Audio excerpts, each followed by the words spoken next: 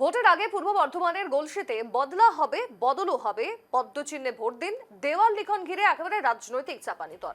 Vote নির্ঘণ্ট ঘোষণার আগেই দেওয়াল লিখন ঘিরে শুরু রাজনৈতিক চর্চা। শাসক দল নয়, এবার সরাসরি বদলার হুঙ্কার তুলেছে বিরোধী দল। পূর্ব বর্ধমানের গলসি বিধানসভা এলাকায় বিজেপির দেওয়াল লিখনই উঠে এসেছে বদলা হবে বদলও হবে পদ্মচিহ্নে ভোট দিন, আর এই স্লোগান ঘিরে শুরু হয়েছে জোর রাজনৈতিক চাপানুতর।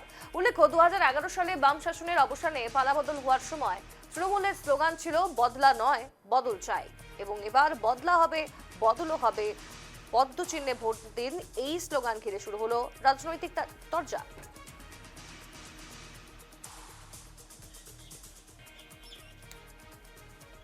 দেখুন, তৃণমূল যেভাবে সন্ত্রাস চালাচ্ছে, আমাদেরকে প্রচারেতে বাধা দিচ্ছে, আমরা দেওয়াল লিখতে যাচ্ছি দেওয়াল লেখাতে বাধা দিচ্ছে। আমরা যদি এই মুহূর্তে শক্তভাবে না দাঁড়াই, যদি সাধারণ মানুষের কাছে না আমাদের বার্তা পৌঁছাতে পারি, আগামী নির্বাচনে আমাদেরকে ভোট করতে দেবে না। তৃণমূল সেরকম মেন্টালিটি নিয়ে চলছে। এর জন্য আমরা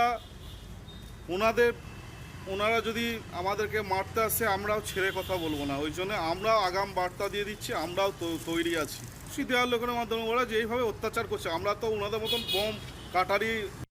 নির্বাচন এখনো ঘোষণা হয়নি, তাতেই বিজেপি দেয়াল লিখেছে এবং সেখানে বদলার কথা ঘোষণা করেছে।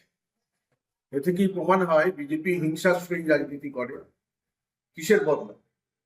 15 বছর বাংলায় মমতা ব্যানার্জি তৃণমূল কংগ্রেসের সরকার আছে, কোথাও কোনো রকমের অশান্তি হয়নি, কারো উপর রাজনৈতিক আক্রমণ হয়নি, কোথাও কোনো রাজনৈতিক সন্ত্রাস নেই। বিজেপি নির্বাচনে বদলার কথা বলে বাংলার মানুষের কাছে এই বার্তা দিতে চাইছে